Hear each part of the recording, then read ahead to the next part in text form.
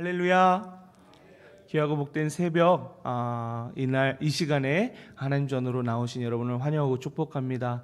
흐린 날씨임에도 불구하고 하나님을 향한 신실한 여러분의 사랑을 하나님께서 기뻐하실 줄 믿습니다. 그 기뻐하신 마음이 여러분의 삶에 놀라운 은혜들로 가득 채워주시기를 간절히 축복합니다. 사랑하는 여러분, 우리가 생각하기 싫겠지만 우리는 언젠가 우리의 삶을 마치게 될 것입니다. 그 마지막 순간에 우스갯소리, 허튼 소리를 하지 않겠죠. 그 마지막 순간에 사람들은 그가 가장 중요하게 생각한 것들, 그리고 간절한 마음에 담겨져 있던 것들을 사랑하는 이들에게 전할 것입니다. 가족들에게 남기는 유언이 그렇고 친구들에게 건네는 마지막 당부가 그럴 것입니다. 예수님께서 십자가를 지시기 전 마지막으로 하신 일 중에 하나가 무엇이었냐? 바로 오늘 본문에 나와 있는 것처럼 기도를 하셨습니다. 이 기도를 통해서 우리가 알 수 있는 것, 떠나시기 직전 가장 중요하게 여기신 것을 이 기도를 통해서 알 수 있게 됩니다. 이 기도가 기록된 오늘 본문이 포함된 이 요한복음 17장은 예수님께서 제자들과 마지막으로 함께 하신 후에 하나님께 드린 긴 기도의 내용입니다. 신학자들은 이 기도를 대제사장적 기도라고 부릅니다. 예수님께서 우리의 대제사장이 되셔서 하나님께 중보하는 내용이 담겨져 있기 때문입니다. 그런데 오늘 본문이 20절을 보면 예수님의 기도가 그 당시에 예수님을 믿고 따르던 제자들만을 위한 것이 아닌 것을 보게 됩니다. 우리 본문 20절을 함께 읽도록 하겠습니다. 내가 비옵는 것은 이 사람들만 위함이 아니요 또 그들의 말로 말미암아 나를 믿는 사람들도 위함이니. 아멘. 여기서 이 사람들만 위함이 아니요라는 말은요, 예수님께서 직접 가르치셨던 12 제자들만이 아니라 앞으로 이 제자들을 통해서, 이 제자들의 증언을 통해서 예수님을 믿게 될 모든 사람들을 위해서 기도하신다라는 의미입니다. 그럼 여기에 포함된 사람들은 누구일까요? 바로 이 새벽에 이 자리에 모인 저와 여러분들을 포함하는 것이라는 겁니다. 2000년 전 십자가를 앞두고 계셨던 우리 예수님께서 예수님의 제자들만을 생각하고 기도하신 것이 아니라 오늘 우리를 위해서 이미 기도하셨다라는 겁니다. 예수님께서 우리를 위해서 남기신 마지막 기도에서 예수님은 우리가 하나 되기를 기도하셨습니다. 이것은 단순한 바람이 아니라 이미 예수님이 기도하셨고 그리고 예수님이 이루신 일입니다. 또한 하나님께 받은 영광을 우리에게 주셨다고 말씀하시고 그리고 우리가 하나님의 사랑을 깊이 깨달아서 그 사랑받은 자다운 삶으로 살게 해달라고 기도하는 내용입니다. 오늘 이 말씀을 통해서 우리가 우리의 삶 속에서 어떻게 이 기도의 내용이 이루어지는지 알게 되고 더불어 그 알물 통해서 우리의 삶 속에서 예수님의 기도에 응답한 삶을 살아가는 복된 여러분들 되시기를 간절히 축복합니다. 본문 21절의 말씀을 함께 읽도록 하겠습니다. 아버지여, 아버지께서 내 안에 내가 아버지 안에 있는 것 같이 그들도 다 하나가 되어 우리 안에 있게 하사 세상으로 아버지께서 나를 보내신 것을 믿게 하옵소서. 아멘. 예수님은 우리가 하나님과 예수님처럼 하나 될 때, 아버지가 내 안에 있고 내가 아버지 안에 있다라는 이 놀라운 신비로운 이 말씀과 같이 우리가 하나님과 예수님처럼 하나 될 때 세상이 하나님을 믿게 된다고 그렇게 말씀하고 있습니다. 그런데 우리의 모습을 한번 보았으면 좋겠습니다. 과연 우리가 정말 하나로 되어 있느냐? 우리가 하나 되어지기보다는 서로가 갈등하고 멀어져 있는 것을 보게 됩니다. 이곳에 제가 보기에 부부인 성도님들이 계시거든요. 저 같으면 바짝부터 앉겠는데 떨어져 앉아 계세요. 뭐 갈등 때문에 그런 건 아니지만, 예배에 온전히 집중하고자 하는 마음 때문에 그런 거일 수도 있겠지만, 이 예배 자리 나오면서도 우리의 관계가 그런 것들로, 여러 가지 이유들로 인해서 가깝게 앉아있지 못하는 그런 모습들을 보게 된다라는 겁니다. 그럼 우리가 하나가 될 수 없는 것이냐? 이런 이제 질문을 해봐야 되지 않겠습니까? 예수님은 하나님과 완전한 하나됨을 이루고 계십니다. 그리고 그 사랑 안에서 우리를 하나님과 연결시켜주고 계십니다. 에베소서 2장 14절의 말씀을 보면 예수님을 이렇게 소개하고 있습니다. 그는 우리의 화평이신지라 둘로 하나를 만드사 원수된 것 곧 중간에 막힌 담을 자기 육체로 허시고. 그렇습니다. 우리가 하나 될 수 있는 이유, 그 이유는 오직 예수 그리스도의 십자가뿐입니다. 십자가는 우리를 하나님과 화목하게 했을 뿐만 아니라 우리가 서로가 하나 되게 하는 유일한 방법입니다. 우리에게 하나 될 수 있는 힘이 있는 것이 아니라 예수님이 이미 하나됨을 이루셨기 때문에 우리가 하나 될 수 있다라는 겁니다. 그러므로 우리의 역할은 이 하나됨을 위해서 힘쓰는 것이 아니라 하나됨을 이루신 예수 그리스도의 사랑을 우리 마음 가운데 채우는 것입니다. 어제 저희 아내랑 예배를 다 마치고 교회 사역을 다 마치고 잠시 외출을 했어요. 외출을 해서 오늘 하루 종일 있었던 이야기, 어제 하루 종일 만났던 분들과의 대화 내용들을 이야기하면서 그런 얘기를 했어요. 어떤 얘기로 했냐면, 결국 가정의 문제, 사람들 관계 안에서 문제들이 결국 사랑의 부재 때문에 나타나는 것 같다고. 내가 사랑하는 뭔가를 했는데, 내가 이해하는 뭔가를 했는데 돌아오는 것이 그렇지 않기 때문에 또 섭섭하고 서운하고 서로에게 서운한 말을 하게 된다라는 거죠. 그런데 본질적으로 누군가로 인해서 채워지는 사랑은 우리를 또다시 공허하게 만듭니다. 그러면 하나님께서, 예수님께서, 성령님께서 우리 마음에 사랑으로 채워지는 경험을 하게 되면 우리는 누군가가 뜯어 말려도 사랑할 수밖에 없다라는 거죠. 우리의 하나됨은 우리의 노력이 아니라 예수님의 은혜에 대한 반응이고 응답이라는 것을 여러분 기억하시기 바랍니다. 초대교회 성도들의 모습을 보면요, 서로 사랑하고 함께 예배하고 심지어 모든 것을 함께 나누었습니다.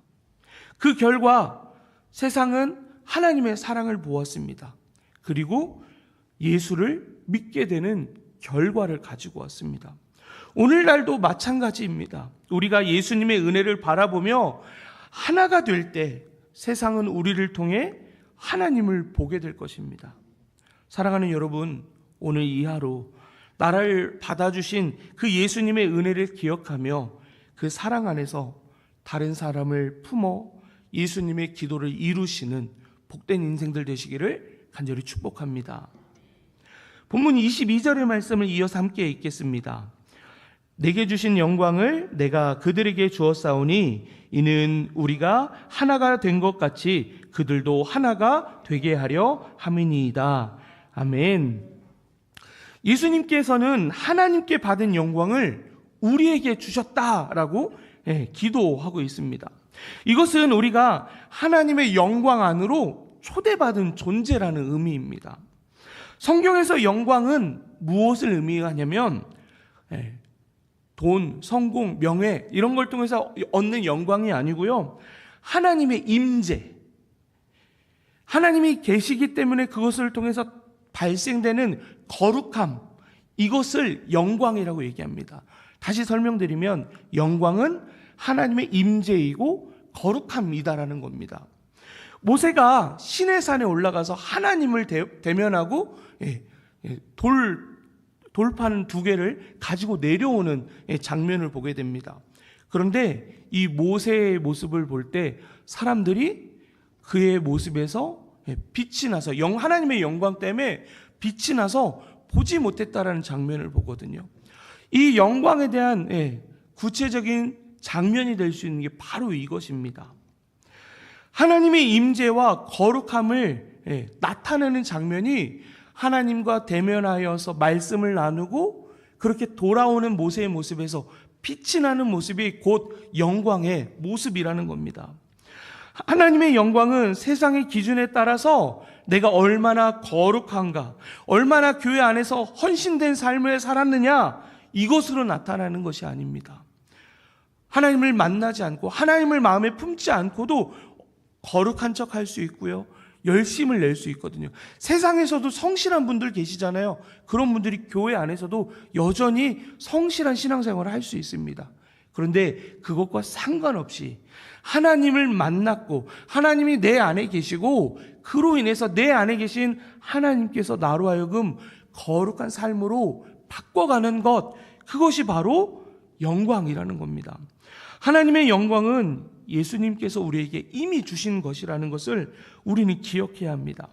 그러면 곧 내 안에 하나님이 계시고 그로 인해서 하나님의 거룩하심이 우리의 삶과 성품을 통해 드러날 때 우리는 하나님의 영광을 비추는 영광스러운 존재가 된다라는 겁니다.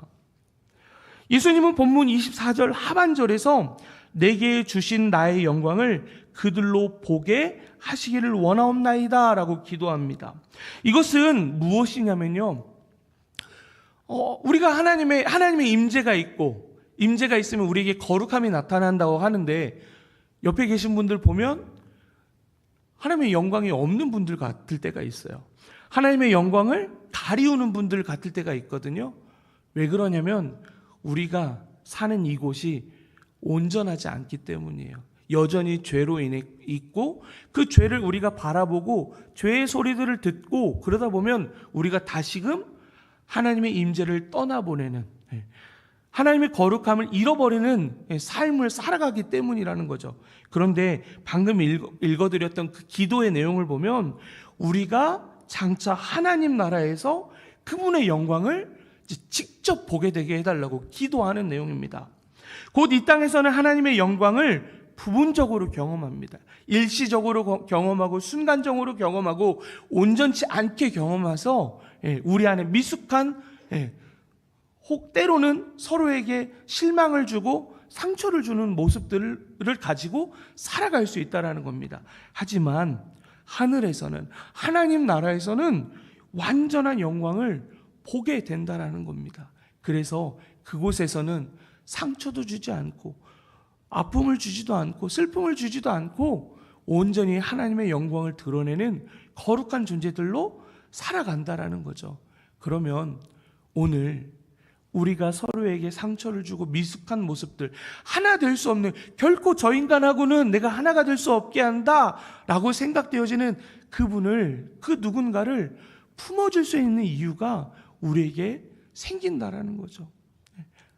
이 땅에서는 아직 온전할 수 없기 때문에. 그래서 하나님 나라를 더 소망하며 사는 것이고요. 오늘 하루 내 삶 속에 이미 임한 하나님의 영광을 바라보며 감사하는 우리 모두가 되었으면 좋겠습니다. 그리고 더 나아가서 하나님의 영광이 우리 안에 가득해서 우리의 모습을 통해 하나님의 영광을 드러내는 복된 삶을 살기를 간절히 축복합니다. 이어서 우리 본문 26절 함께 읽도록 하겠습니다. 내가 아버지의 이름을 그들에게 알게 하였고 또 알게 하리니 이는 나를 사랑하신 사랑이 그들 안에 있고 나도 그들 안에 있게 하려 함이니이다. 아멘.